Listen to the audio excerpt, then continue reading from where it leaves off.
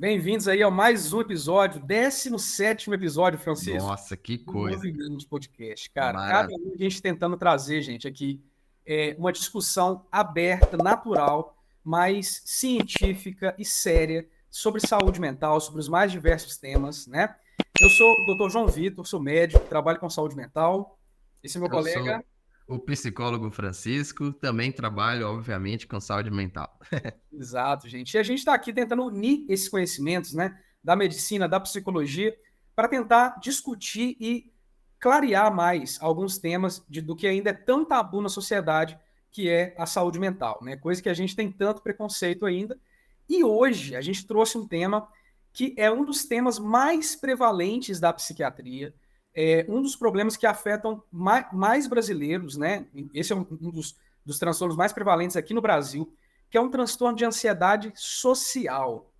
Todo mundo aqui, gente, já ouviu falar sobre ansiedade, né?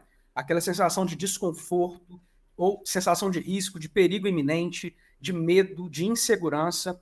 Então, quando todas essas sensações que a ansiedade traz são voltadas a uma coisa que a gente depende para tudo, que é o convívio social, quão limitante isso é na vida de uma pessoa, né? Quão difícil deve ser quando a sua ansiedade, o seu medo, tanto que também é chamado de fobia social, né? Ele é direcionado à sociedade, ao convívio com outras pessoas, né? Exatamente. Isso é limitante para a vida de uma pessoa? Vocês acham que é difícil lidar com isso, que é fácil lidar com isso? Enfim, eu poderia trazer o meu conhecimento como médico sobre isso. Francisco poderia trazer o conhecimento dele como psicólogo sobre isso, mas a gente achou que não tem ninguém mais capacitado para falar sobre a ansiedade social do que alguém que viveu isso na pele, né? Uma pessoa que passou e superou esse transtorno de ansiedade social. Nós vamos apresentar essa pessoa logo depois. Do nossa intro maravilhosa. Família, perspectiva holística, transtorno patológico de ansiedade, indústria farmacêutica, desafio para todos os profissionais, obviamente, saúde mental.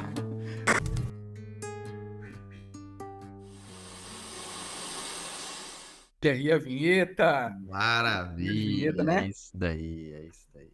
É isso. E Vamos pessoal, chamar. vamos Sim. apresentar então, né, a nossa querida Cláudia, nossa, né, amiga, já foi minha paciente, hoje em dia já teve a sua alta, já está saudável e é uma pessoa que enfrentou de forma exemplar o transtorno de ansiedade social e veio hoje aqui se expor e contar pra gente como que foi passar por isso, como que foi vivenciar isso. Olha que Vamos coisa chamar a boa. Cláudia. Vamos lá. Rabemos, Cláudia. Olha ela aí. Olha ela aí, que Bem-vinda, delícia. Oi, Cláudia. gente. Eu que agradeço pelo convite, pela oportunidade de estar aqui, viu? Pois Que é. ótimo. Bom E dia a... para você, Cláudia, Bom né? dia. É isso. Isso Gente, aí. a Cláudia, né, é uma pessoa que é, como eu disse, exemplar em relação ao enfrentamento desse transtorno da ansiedade social. Pois é uma pessoa que fez a parte dela de forma certinha, né, Francisco, para poder superar todas essas barreiras, essas dificuldades. E hoje ela vai contar um pouquinho para a gente, né, de como que foi isso. E eu queria te perguntar, Cláudia, para iniciar, né, a nossa discussão, queria te perguntar o que que você se lembra hoje, assim, né, como uma pessoa que está saudável, o que que você se lembra como o que é mais assustador, mais difícil, assim, de vivenciar essa ansiedade social? Você ainda se lembra como que era? Olha, parece que eu estava assim num posto, né? Eu não via luz, estava tudo escuro e a impressão é que a água já estava chegando por aqui, né? Então, por mais que eu me debatesse ali sozinha, eu não conseguia sair daquilo, né? Nossa, era terrível, porque eu não queria ver pessoas, eu não queria interagir, eu não tinha vida social, sempre me convidavam para sair, enfim, e eu sempre dava alguma desculpa, né, para viajar, né? Então, para mim, eu queria ficar dentro de casa, não queria interagir com ninguém, não queria ver ninguém, era um tormento, né? Mas só que naquela fase, para mim, eu me sentia muito confortável, né, em casa, sem sair de casa. Eu estava ali, estava me sentindo bem, né? Uhum. E quando veio a pandemia, para mim foi uma zona de conforto total, né? Pois Porque é. ninguém podia sair de casa e eu também não ia receber convite, né? Então, para mim, ali estava perfeito. Só que também me acionou um gatilho, né? Me acionou esse gatilho que eu comecei a ter muito medo, depois eu comecei a ficar muito nervosa em sair de casa, até para ir ao mercado. Eu tinha crise de ansiedade antes de ir ao mercado. Eu pensei, meu Deus, o que que eu estou fazendo, né? Uhum. Só que aí eu pensei, não vou me entregar. Eu tenho que pedir ajuda, Muito porque bem. por mais que a gente pense que vai passar, não passa. Só vai piorando. A cada ano que passava, só ia piorando. Então, eu não tive nem medo, nem vergonha de pedir ajuda. E aí, eu fui fazer terapia, né? Comecei minha terapia, não tinha a menor ideia do que ia acontecer, porque eu também tinha preconceito, né? Achava que era frescura, enfim, imagina, eu, uma mulher de 50 e tantos anos, né? Só que a gente tem que mudar de ideia, tem que evoluir, né? E eu fui, comecei a terapia, só que chegou um momento em que o meu psicólogo, ele já sentiu que eu deveria procurar um psiquiatra, né? Então, ele me indicou o Dr. João. Quando eu cheguei lá, não sei se você lembra, eu não via futuro, eu via tudo escuro, eu não queria sair, não queria interagir, é, é, era uma tristeza, assim, isso ficava na minha cara, né? Na minha casa também, que era tudo sem cor, tudo.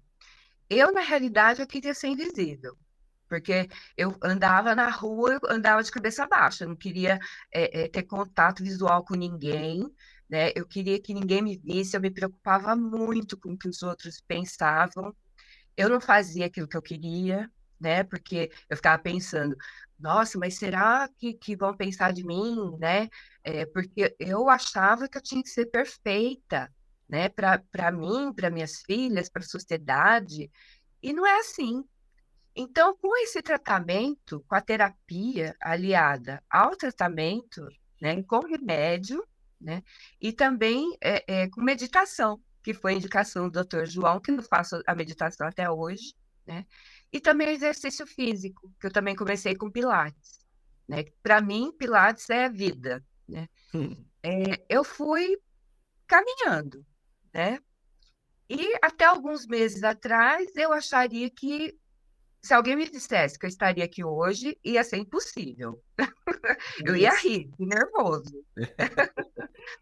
Mas eu tô assim no estágio que eu não tenho medo, né, de me expor. Mas em fevereiro eu fui no aniversário de uma amiga querida. Cheguei lá, já fui para a pista dançar, Ó, já fiquei dançando a noite inteira, não tinha ninguém na pista. E eu fui, dancei, não estava preocupada, eu estava curtindo o momento. Eu estava ali, naquele exato momento, vivendo aquilo, sem me importar se tinha alguém olhando, se tinha alguém que ia me julgar, né?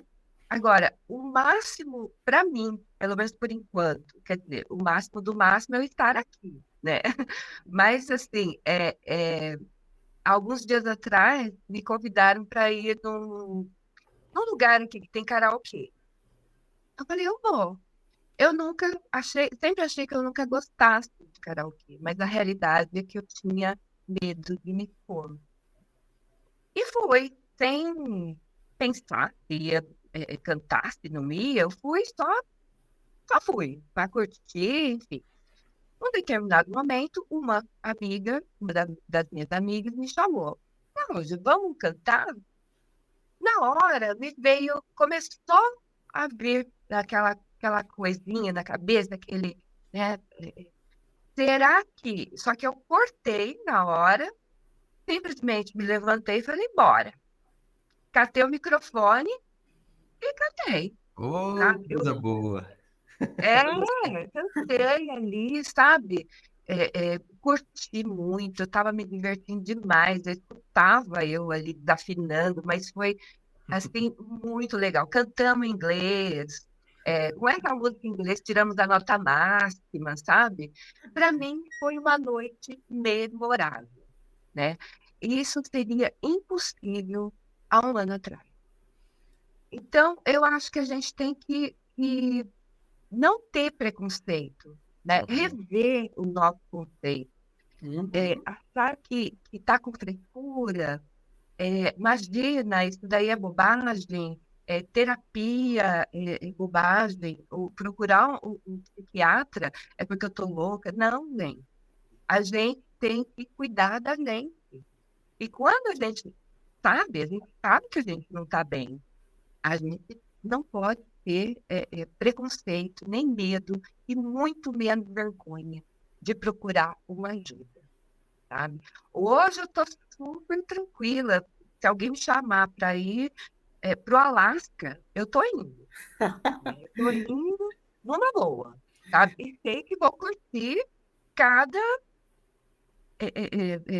momento que eu tiver lá, né? Isso. Então, para mim, assim, hoje é como se o sol estivesse na minha vida, né? Tivesse voltado, né, para Que minha vida. interessante. É Falou que estava na muito escuridão, né? Agora o sol voltou. o sol voltou, sabe? E isso assim, eu não sei nem o que dizer, porque quando a gente está no escuro, a gente não vê, né, as possibilidades, a gente está vivo, mas sem viver, né? E quando a gente procura ajuda e faz tudo direitinho, né, segue as recomendações, se esforça, a gente sai daquilo, né, daquela escuridão, aquele mundo dark, É, e vem para o sol, e vem viver. que Olha coisa só. boa. Gente, Cláudia, você está falando, por exemplo, do karaokê, né? Eu fiquei imaginando que eu, sinceramente, eu ficaria morrendo de vergonha. Eu acho que a maioria das pessoas, né, gente? Você que É, está ouvindo aí, comenta aí. Você teria facilidade de ir no karaokê e cantar na frente de todo mundo, pois né? é. Dá para acreditar que essa pessoa aqui, essa mulher, não tinha medo de ir no supermercado, né, Cláudia? Era um Sim, sofrimento e é, conseguiu se expor a ponto não só de ir no karaokê, como de vir aqui na é, internet falar para tantas pessoas. Pois Então, é. você consegue lembrar, né? Se não conseguir, tudo bem, mas você consegue se lembrar de como que você estaria se sentindo aqui hoje, por exemplo, se você viesse parar hoje aqui no meio de uma gravação, só que com a mente que você tinha antigamente? O que você acha que está passando pela sua mente agora, assim? eu acho que eu ia estar assim com um problema seríssimo, porque ia ser até físico, né? Eu iria passar muito mal. É. E, e não, iria pedir desculpas, Uhum. é, tipo, dá licença que eu tô saindo, porque eu não iria ficar aqui de jeito nenhum. Era um pânico, era Muito literalmente forte, né? muito Ô, forte. Cláudia, você chegou a pensar que essa ansiedade social, né, era uma característica sua, da sua personalidade? Você chegou a ter essa impressão de, ah, não, esse é meu jeito mesmo, eu não gosto de pessoas, não gosto de sair. Você chegou a pensar isso ou não? Algumas vezes, em Uhum, alguns momentos. uhum, Porque eu sempre tive isso, né? uhum. Só que eu não tinha ideia, né, de Sim. que era uma ansiedade, né? Uhum. Em muitos momentos eu achava, assim, que eu era daquele jeito, por exemplo, que eu não gostava de karaokê, Sim. que eu não gostava de sair, né? Mas eu acho que ninguém é assim, né? É lógico, cada um tem as suas características de personalidade, coisa e tal, mas eu acho que ninguém não gosta de interagir com outras pessoas, né? Tem algum problema, né? Uhum. Quando eu comecei a perceber isso, que eu sempre falava, eu prefiro o meu cachorro do que interagir com pessoas. É lógico que eu amava meu doguinho, sabe? Foi meu príncipe encantado. Mas não é possível a gente viver sem conviver com outras pessoas, né? Então eu pensava, gente, tem alguma coisa muito errada comigo, né? Eu Uhum. também não sabia que era ansiedade social, né? Que era uma fobia social. Sim. Eu achava, sei lá, que era um medo que eu tinha, né? Não sei, né? Uhum. E, e, e aí eu falei, bom, vamos procurar ajuda, né? Sim, isso Porque aí. não é possível que eu esteja assim, né? Cláudia, e Exatamente. tem uma coisa que eu acho que seria muito legal, assim, a gente mencionar aqui, né? Você saiu de um ponto em que sair de casa era um desafio, para chegar ao ponto de ir num karaokê. Só que entre uma coisa, isso não é do dia para a noite, né? Do nada você falou, opa, agora eu estou É, livre de novo, vou sair. Não, teve um processo aí, né? Como Teve. que você, o que que você lembra, assim? Foi difícil as primeiras vezes que você precisou começar a se expor à sociedade para começar a quebrar esse medo? Você lembra se foi difícil para você esses Foi, passos? foi muito difícil, muito. Mas eu pensava, eu tenho que encarar esse desafio, né? Uma coisa assim que eu não fazia de jeito nenhum é sair aqui da cidade e para uma outra cidade, porque uhum. eu ficava pensando, será que vai acontecer alguma coisa? Será que eu vou Olha aí. passar mal? Quanto tempo vai demorar, né? E se eu passar mal durante a viagem? O que que pode acontecer? É o e se, né? E É, se acontecer tal? tudo. É, tudo. E se? E se? Então, foi muito difícil eu tomar essa atitude de aceitar um convite, Uhum. né? Então, o ano passado, me convidaram para ir aqui para o sul de Minas, né? Para São Lourenço. Uhum. E eu não vou dizer que foi fácil, né? Para mim, foi assim. Eu me sentia muito mal, me sentia enjoada, me sentia com dor de barriga antes de ir, e durante o passeio também várias vezes me vinha na cabeça, e se eu passar mal? E Uhum. se acontecer alguma coisa comigo? Né? O que que eu vou fazer? Mas eu fui, Você né? Eu enfrentou. fui, enfrentei, Uhum. enfrentei. Eu acho que começou daí.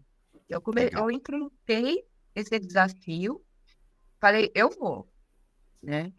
E fui, deu tudo certo. Fui uma segunda vez para um outro lugar, aqui uma cidade aqui perto, não tão perto, mas chamada Cunha, para conhecer, Uhum. né? E foi assim, do mesmo jeito, mas só que um pouco menos. Uhum. Foi ainda sofrido, né? Aí eu comecei a receber convites, né? Ah, vamos se encontrar em tal lugar. Cláudia tá saindo de casa, vamos Tô convidar ela. saindo. É. Aí eu comecei a enfrentar isso, sabe? Sim, me dava muita ansiedade antes, né? Uhum. Só que cada vez que eu saía, essa ansiedade diminuía, né? Foi aos poucos. Entendi. E no Réveillon, na passagem de ano, eu também fui para Campos do Jordão, fiquei 2 dias lá, e aí eu já senti também ansiedade, mas muito, sabe? Um pouco mesmo. Eu já estava mais tranquila, mas ainda assim, pensando no roteiro da viagem, Uhum. né? Naquele caminho, né? Calculando tudo. Quanto tempo vai demorar, se acontecer alguma coisa na estrada, mas Uhum. isso foi diminuindo, né? Diminuindo. Hoje, se alguém me chamar para ir para alguma cidade aqui perto, enfim, e eu tiver que dormir, né? Inclusive, o mês passado também eu voltei lá para Campo, ficamos também um final de semana, e já fui tranquila, não me estressei, eu fiquei aqui esperando de boa, não tive aquela crise de ansiedade pensando se aconteceu alguma coisa. Eu fiquei pensando, mas se acontecer alguma coisa, vai acontecer, enfim. Se eu passar mal, para o carro, eu passo mal e pronto, acabou, né? Muito bem. Não tem problema, eu não posso ficar é, é, me travando, né? Me amarrando por conta do que a minha mente está criando. Porque não tem. Lógico que tem imprevistos que acontecem, mas eu não controlo isso, né? Então, Olha o só, que eu gente. fico com esse pensamento é que eu não tenho controle de nada, né? A única coisa que eu posso controlar é aquilo que eu penso, que eu falo e que eu faço. Perfeito. É isso. Então, isso é um trabalho diário. Uhum. Eu tenho que pensar nisso, que trabalhar isso todo dia, né? Uhum. E isso tá me fazendo ver enfim, a vida é isso, né? A vida é cheia de imprevistos, de desafios, e tá tudo bem. Você teve que repensar a sua maneira de ver a vida, né? Com certeza, Aham. sabe? Eu tive que repensar tudo, Sim. tudo. E foi maravilhoso, né? Porque a Uhum. gente cria, né, aqueles conceitos e acha que está certo. Não, e a gente não está. A Pois é. gente não está, né? A gente tem que estar com a cabeça aberta, né? E querer mudar. Tem que ter Olha uma só. certa humildade, né? Para repensar a maneira de olhar e ver a vida. Agora, como é que você vê a vida hoje, assim? Como que é a vida para você hoje? É ter desafios ainda, né? Cada Uhum. dia a gente tem que enfrentar várias coisas, Não né? é tudo mil maravilhas, né? Não é, sabe? Não é só aquela alegria, só cantar, dançar, não é. Uhum. A gente tem que encarar, né? Uhum. E ir resolvendo, né? Sim. O que acontece, porque acontecem vários desafios durante todos os dias, né? Sim. E a gente tem que encarar e bem, sabe? Não pode transformar aquilo num monstro, né? Perfeito. Porque não é. Porque eu transformei muitas coisas em monstro, né? E aquilo era maior do que eu. E a Uhum. gente tem que rever os conceitos, tem que rever a maneira como a gente pensa, como a gente vê a vida, Sim. para poder matar esse monstro, né? Na realidade, é um mosquito, é um mosquitinho. Uhum. Então, ele não, ele tá ali, a gente só vai incomodar se a gente deixar. Sim. A gente tem Isso. que ir trabalhando mesmo, sabe?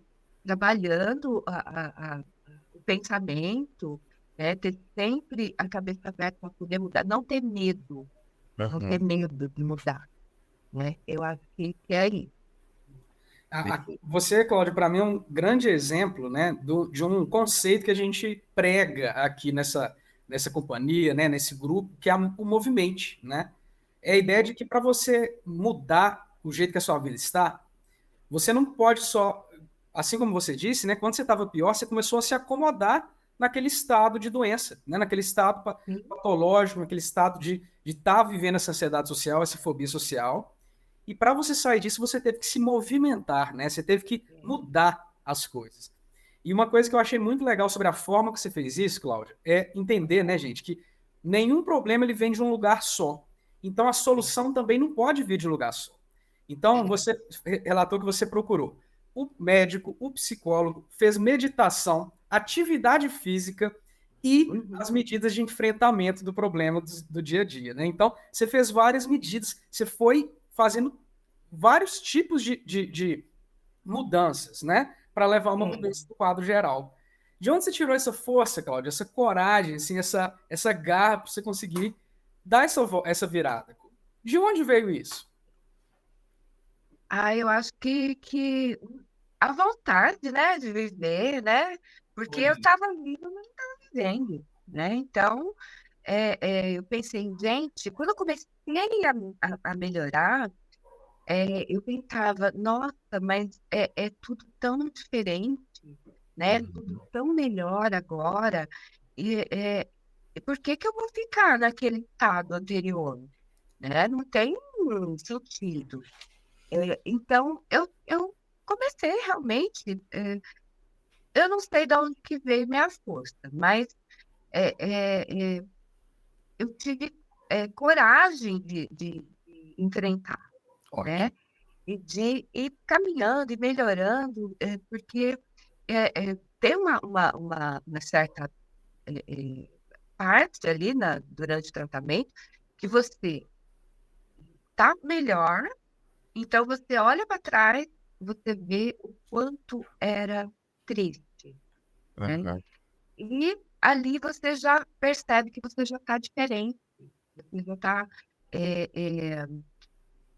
mais feliz, mais tranquila. Eu acho que tranquilidade é a palavra, É. né?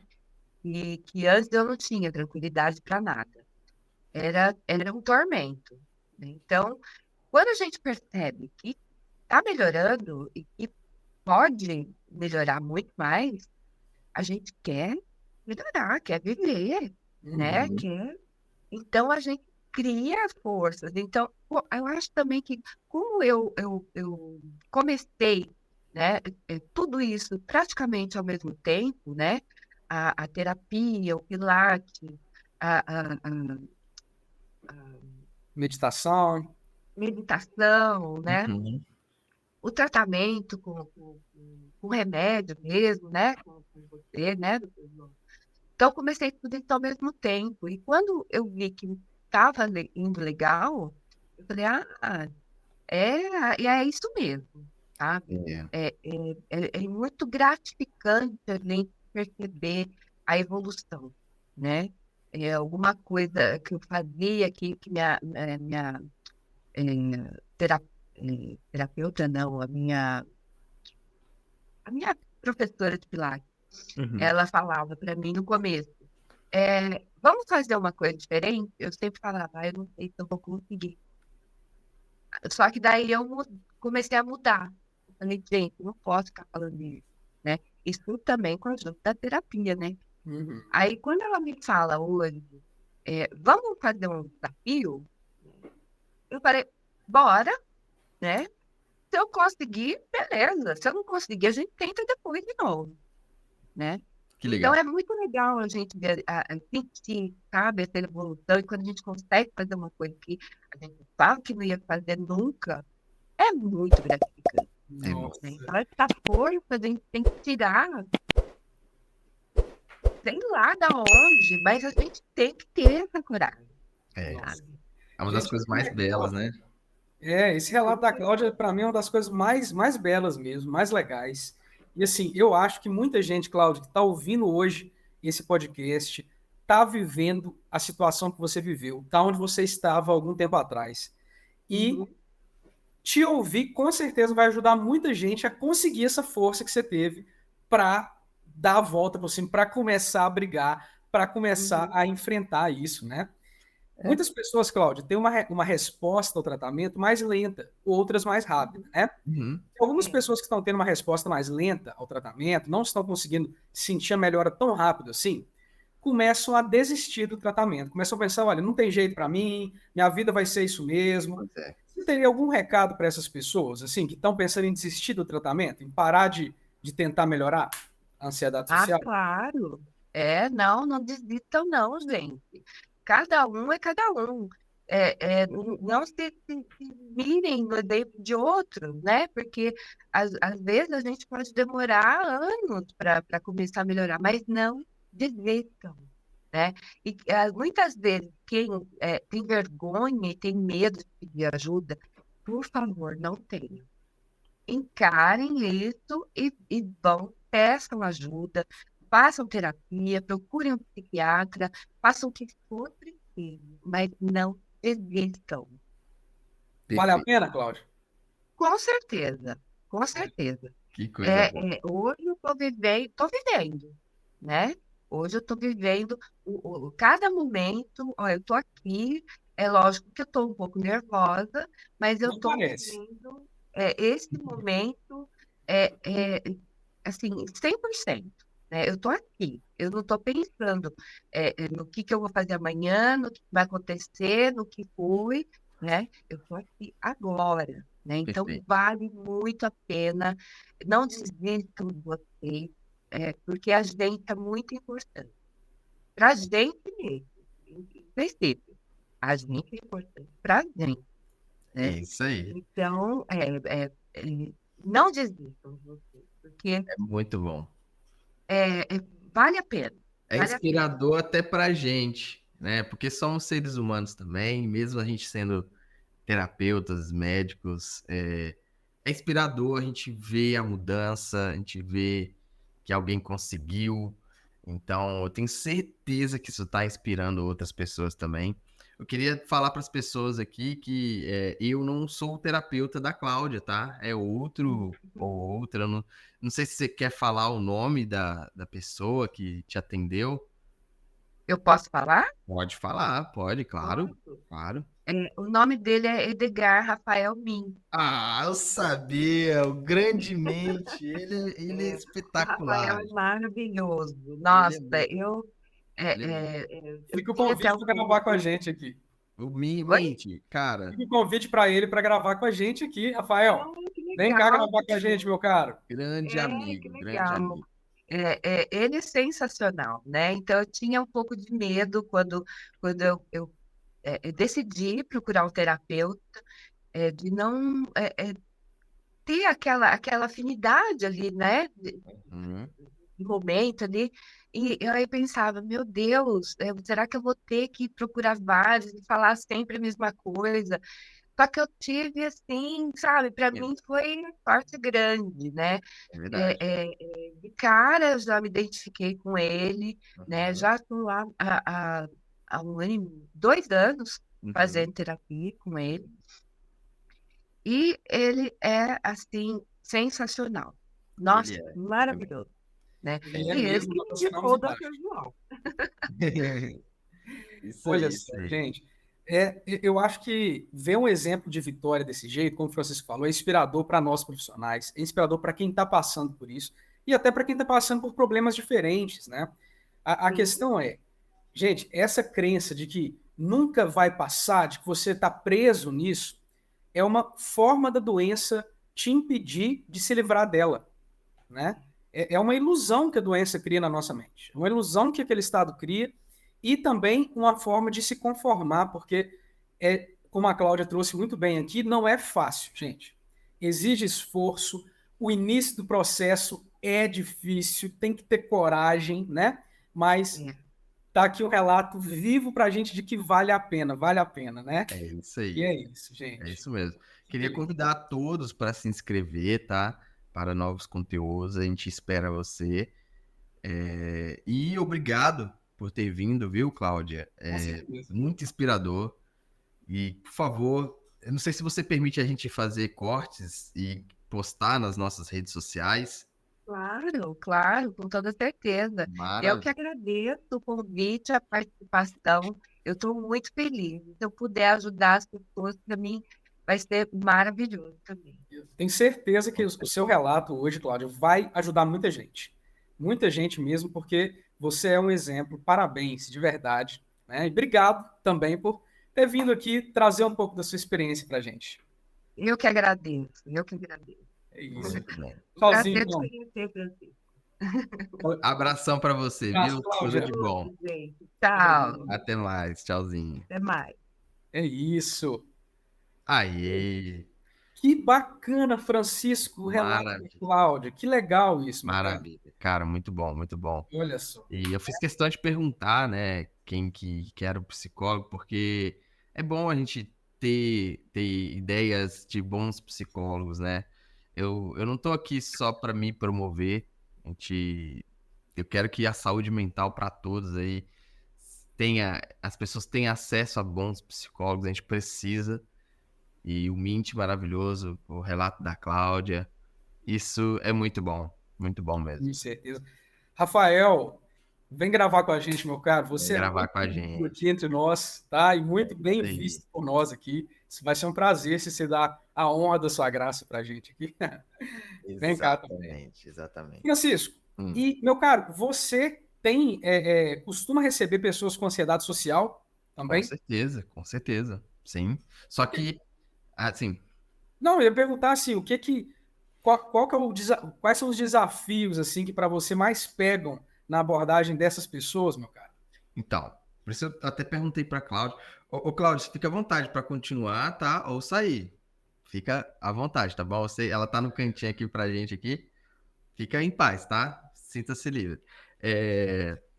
Cara, eu acho que o maior desafio, até perguntei pra Cláudia se ela achava que isso era uma característica dela, né? Se isso era uma coisa que ela... Às vezes a pessoa pensa que, não, eu sou assim, né? Esse é meu jeito, não gosto de pessoas, não gosto de interação. Então, acho que um dos primeiros embates que eu vejo, João, é essa perspectiva de desmistificar de que aquilo é uma coisa da pessoa e pronto, acabou. Uhum. Da pessoa entender que aquele comportamento não é uma característica pessoal dela, entendeu? Então, tipo assim, a gente vem falando nos podcasts sobre essa autonomenclatura, sobre se dar um nome, sobre criar um conceito de si próprio.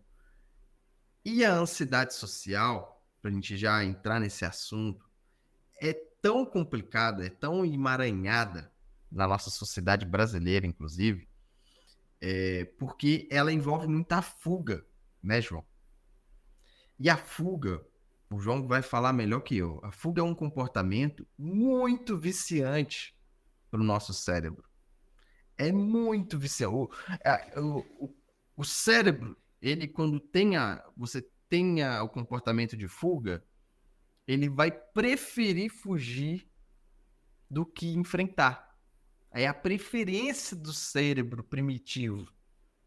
Então, a ansiedade social é esse aumentar desse microcomportamento cerebral aí, neuronal, de que a pessoa vai fugindo, até o ponto dela se definir. Ela prefere se definir como aquilo do que de fato entender, não, isso é um problema.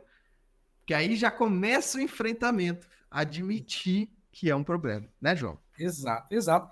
Olha, eu acho que uma coisa que a Cláudia também trouxe, Francisco, ajuda muito a entender o porquê dessa fuga, né? Porque eu acho que quem não passa por isso tem muito que pensar, gente, mas por que isso? Não é para tanto também, né? Isso aí a pessoa tem que acalmar. Eu já ouvi cada coisa sobre isso.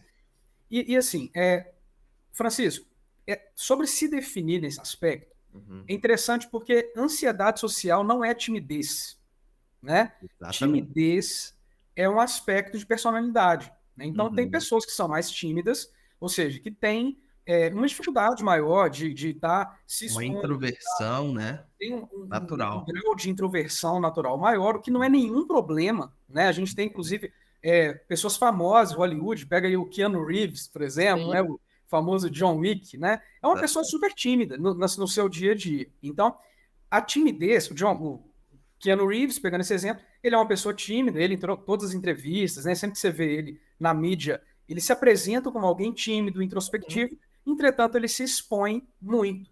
Então, a timidez não é um impeditivo para a exposição, não é um impeditivo para o contato social. Exatamente.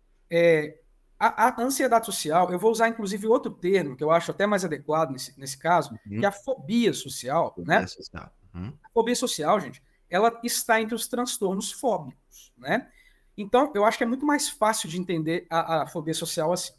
Eu vou dar um exemplo, eu sempre dou um exemplo meu próprio, né? Que é o meu medo de aranha. E eu sou uma pessoa que eu sou aracnofóbico, gente. Eu tenho medo de aranha. Eu ainda pretendo conseguir superar isso com terapia, com exposição, né? Ainda não consegui, ainda não cheguei nesse ponto. Mas é interessante porque, né? Eu não tenho medo, Francisco, de ser envenenado por uma aranha e morrer. Esse não é o meu medo.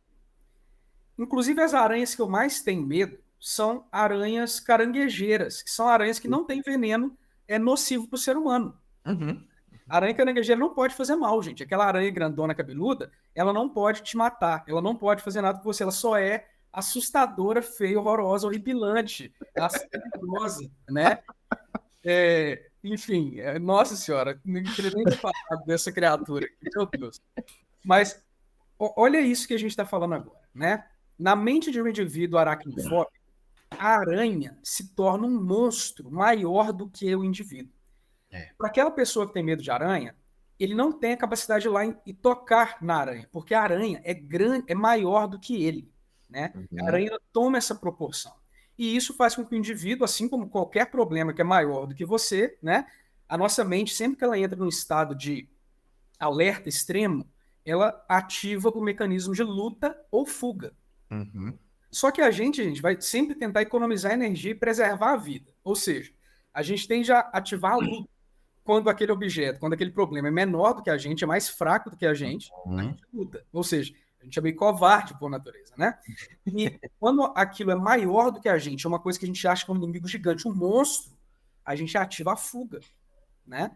E na ansiedade social, o convívio social, a exposição perante as pessoas se torna um monstro, se torna esse objeto que é muito maior do que você. Exatamente. Por isso você tem esse movimento esquivo, esse movimento de fuga, né? Outra característica muito importante de salientar nos transtornos fóbicos é que a fobia, ela te traz a autorreferência.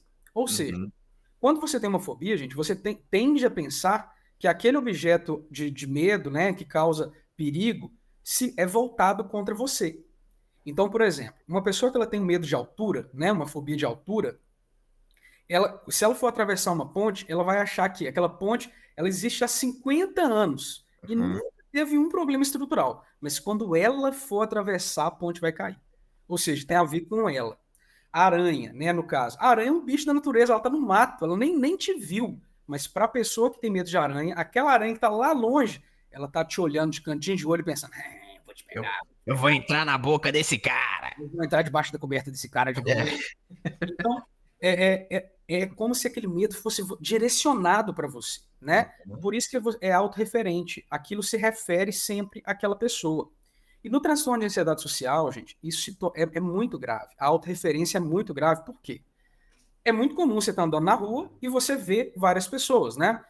Francisco, é comum você sair na rua e ver pessoas? Ou você anda na rua desse jeito? Normal. Pessoas, né? Logo, para você ver, você olha para essas pessoas. Gente, as pessoas olham umas para as outras na rua. Para quem vive uma fobia social, sempre que essa pessoa recebe um olhar na rua, ela já pensa, nossa, essa pessoa olhou para mim porque ela acha que eu tô mal vestido, porque ela acha que eu tô com pizza de suor no sovaco, porque ela acha que meu cabelo tá desarrumado, ela acha que eu tô andando estranho, ela acha que eu sou feio. Então, a autorreferência sempre vem com uma conotação de julgamento, de crítica, de avaliação negativa, né?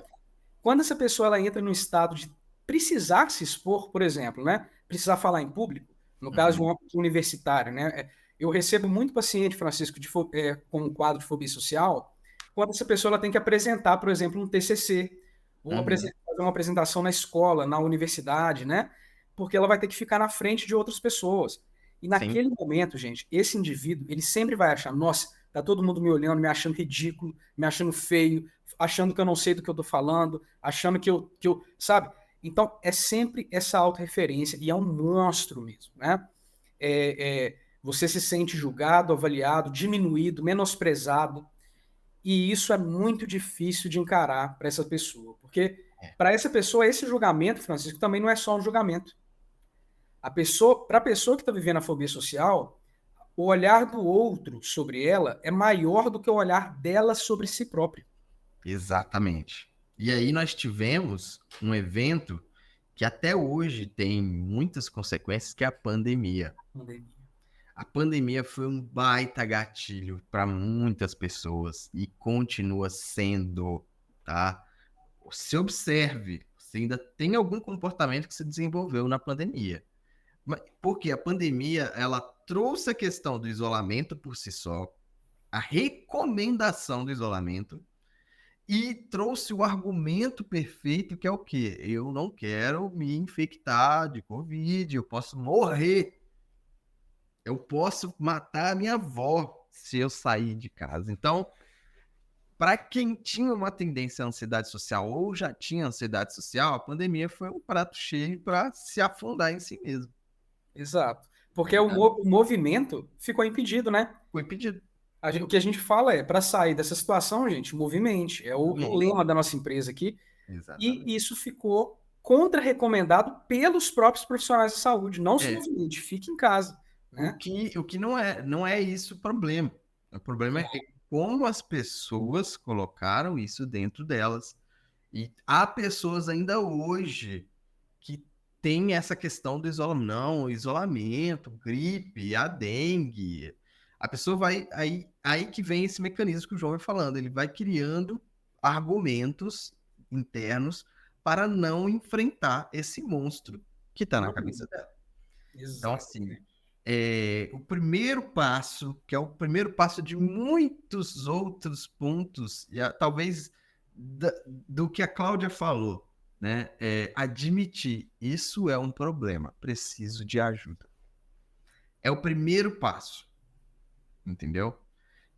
E aí, para isso, você tem que desnormalizar o seu comportamento de fóbico social, ansiedade social.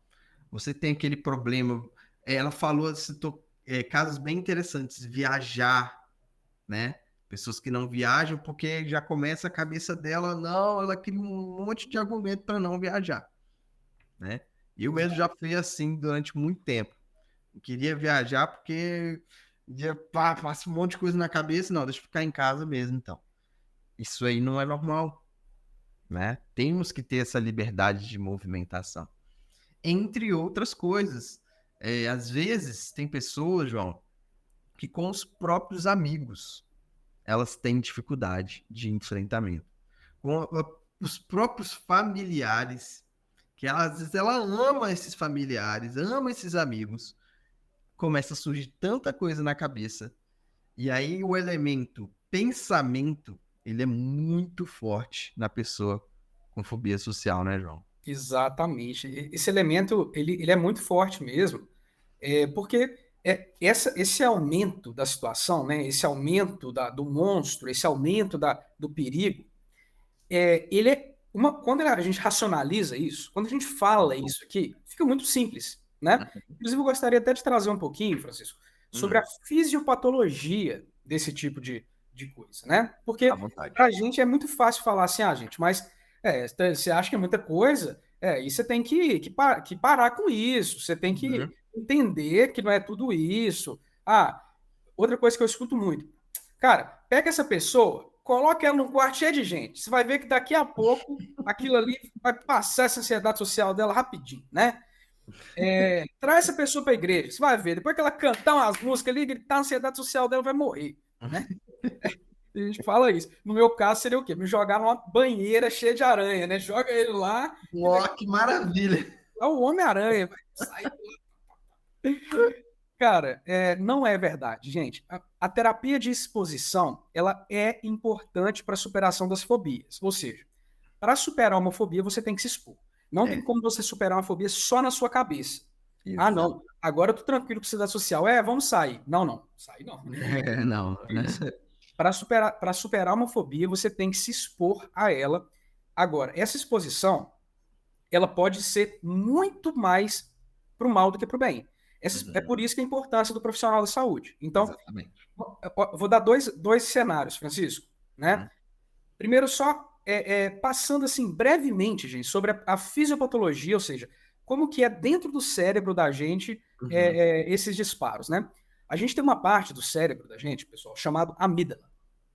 A amígdala é o local que ativa o nosso senso de luta ou fuga. Né? Então, onde que que a amígdala ela se dispara? Numa situação de perigo, numa situação de alarme, de urgência, né? Então, eu vou dar um exemplo, eu sempre gosto de dar esse exemplo, porque aqui no Brasil é um dos melhores exemplos de ativação da amígdala, que é 2 caras numa moto, né? Nossa. Então, Imagina você, né, pessoa que não tem nenhum transtorno de ansiedade, nem nada, tá andando na rua, 2 horas da madrugada, voltando da casa do seu amigo, mora um quarteirão da sua casa, pertinho. Mas quando você vira o quarteirão, vem 2 caras numa moto, tá? E começa a desacelerar a moto chegando perto de você. Pronto. Tá descrito o cenário. O que acontece dentro do seu cérebro nesse momento? Olha que interessante. Então, primeira coisa, né? A amígdala, ela ativa o seu sistema de defesa, né? Então, a defesa que a amígdala ativa, ela fala, opa, tem uma situação de perigo, perigo, perigo, perigo, né? Esse disparo de perigo que a amígdala faz, ela ativa várias regiões límbicas, a parte límbica do cérebro, onde a gente processa as nossas emoções, né? Então, a nossa emoção, ela fala, opa, não tá tudo bem. Ela vem essa imagem de, olha, tem alguma coisa errada. E agora vale a pena relembrar os sintomas que você tem nesse momento, né?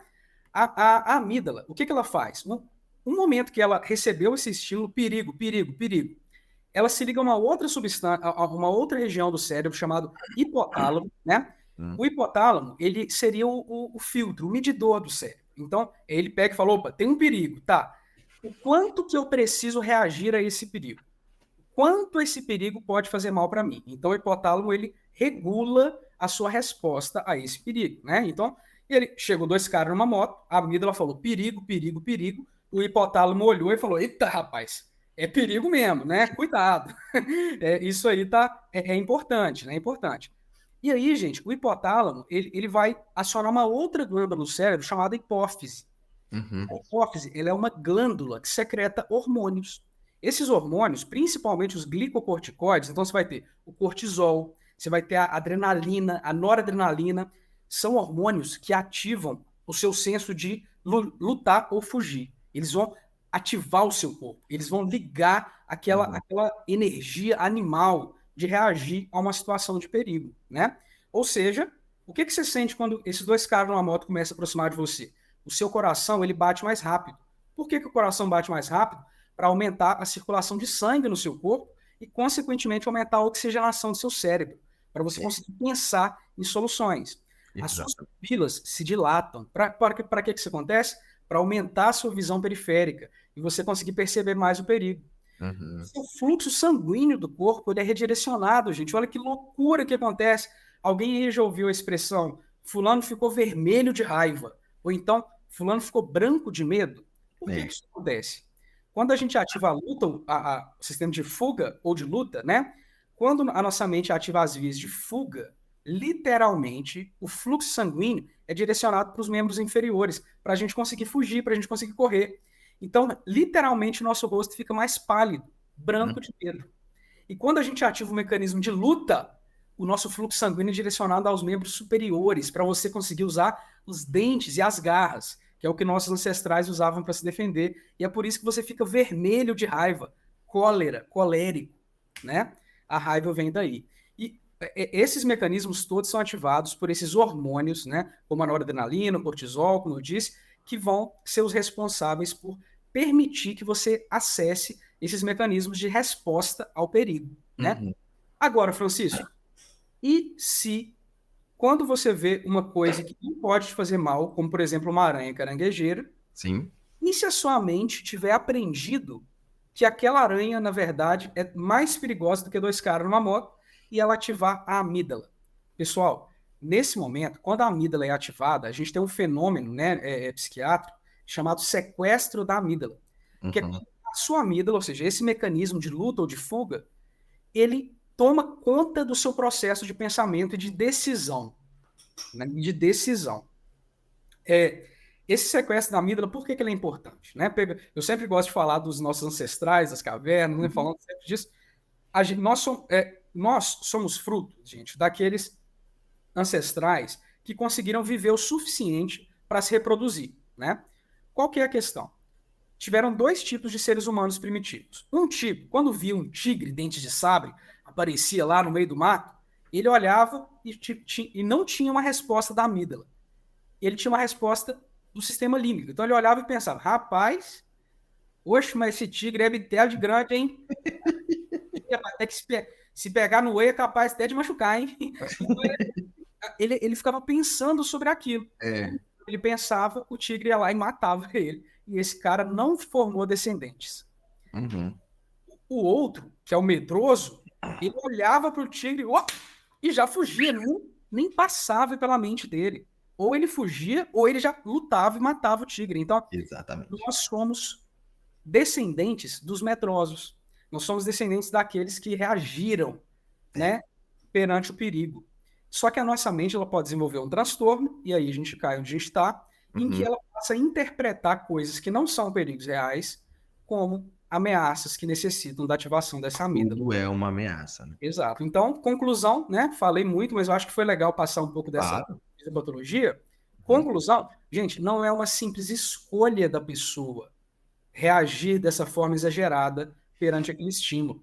É um processo patológico mesmo. Exatamente. E aí vão ter pessoas que, através do processo psicoterapêutico, de outras linhas, como o esporte, que é muito importante, vão conseguir caminhar.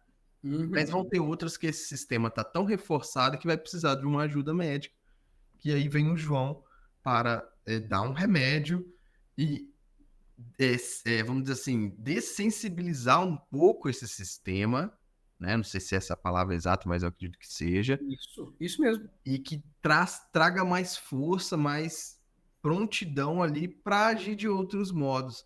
E essa palavra dessensibilização é uma palavra que eu acho que devia ser o subtema do livro sobre a ansiedade social. Porque a gente tem a técnica que chama dessensibilização sistemática, que é você ir enfrentando de maneira sistemática, só que dessensibilizando. Entendeu? O que é isso? O João tem medo da aranha. Ele vai, por exemplo, tem uma aranha no quarto. Ele vai até a porta e volta. Conseguiu se sentir bem na porta? Maravilha, vamos para o próximo passo. Não se sentiu bem? Vamos fazer até ele se sentir bem. Isso é uma dessensibilização. Exato. Então, até chegar no ponto dele estar lado a lado com uma aranha e ele tá ok. Ele não tá vendo aquilo como algo muito arriscado, algo monstro. E isso vem com, claro, processos mentais, processos psicológicos, mas também auxílio médico para dessensibilizar esse sistema que, dependendo da pessoa, ele é muito forte. Tem pessoas que o corpo da pessoa reage tão fortemente, principalmente aquelas pessoas que qualquer coisa que passa trava a coluna. Qualquer coisa que passa trava a coluna. Acontece alguma coisa, a pele responde. Essas pessoas têm maior tendência a travar fisiologicamente o seu processo. E aí vem a ajuda do João de orientar, de passar ali um melhor medicamento. E por isso que o esporte é interessante também, porque o esporte ele trabalha com desafios, ele trabalha com evolução, ele trabalha com fortalecimento, tudo coisas que são processos de evolução, processos de passo a passo, daqui para cá, né? E isso cria ali, você vai criando um modelo de superação, vamos chamar assim. Exatamente. Através do esporte. O esporte ele também ajuda a regular, Francisco, esses próprios mecanismos de amígdala, de liberação de cortisol, liberação de estresse. No esporte, a gente acaba tendo que ativar, às vezes, esse mecanismo de luta de forma programada, né? De forma não espontânea. Então, isso aumenta o nosso controle sobre esses sistemas, né? Eu acho bem interessante isso. E eu acho muito legal isso que você falou, Francisco, sobre a dessensibilização, porque as fobias, né? As pessoas que às vezes não têm um conhecimento sobre isso vão tentar enfrentar as fobias de forma na orelhada, né? Como a gente fala aqui em Minas, acabam às vezes passando o carro na frente dos bois e fazendo piorando o problema. Por quê? Porque se para aquele indivíduo aquele problema que é o objeto da fobia, ele é grande demais, ele é mais perigoso do que dois caras numa moto, olha que a gente tá falando de dois caras numa moto. E olha que eu tô falando aqui de uma CG, que faz ranganganganganga. Então não é qualquer... Os caras tudo de preto, né? Exatamente. Mas assim, se você expõe esse indivíduo de forma não orientada, não acompanhada por profissionais e abrupta aquele objeto, isso pode piorar e gerar até um evento traumático que dificulte que esse indivíduo saia desse sistema, né? Uma coisa muito comum é quando você pega alguém que é extremamente tímido, que já está com um pezinho ali na fobia social, e isso é muito comum em faculdades, expõe esse indivíduo a um trote que expõe totalmente ele, as pessoas, e acham que aquilo ali vai quebrar o gelo, né? Ou os familiares forçam alguém a fazer alguma coisa que a pessoa não quer. Isso vira um trauma. Vira um trauma. O transtorno do estresse pós-traumático, ele é um dos diagnósticos diferenciais mais importantes da transtorno de fobia social. Porque é muito comum pessoas que passaram por situações de agressão física, abuso, humilhações, constrangimento público, acidentes, começarem a evitar a se expor socialmente, a sair de casa, conviver com pessoas por causa disso, né? Exatamente. Tem outros... Você acha que seria legal a gente mencionar alguns diagnósticos diferenciais, Francisco, do transtorno? Pode ser. Sim, tranquilo. Vou só citar alguns aqui, né? Porque né, nessa parte diagnóstica, né, que eu trabalho mais com essa questão de diagnóstico, acaba que é importante você diferenciar esse diagnóstico, né? Eu até fiz uma colinha aqui para não esquecer nenhum. E assim, seria o quê? Timidez, né, gente? Timidez é o principal. Como eu disse, timidez não é ansiedade social. Timidez é um estado de, naturalmente, uma maior introversão, um menor conforto perante a exposição a outras pessoas. A pessoa, o estado dela de conforto, o porto seguro, é aquele estado de estar consigo, de estar sozinho, né? Então, isso é uma tendência, é uma característica de personalidade. Agora, isso não pode ser um fator limitante para as coisas que esse indivíduo precisa fazer, para a vivência desse indivíduo, né? Então, isso não pode ser limitante e não pode ser uma fonte de sofrimento constante para aquela pessoa. Então, timidez é um jeito de ser, uma personalidade. Quando isso é limitante, a gente já olha, né, começa a pensar em fobia social.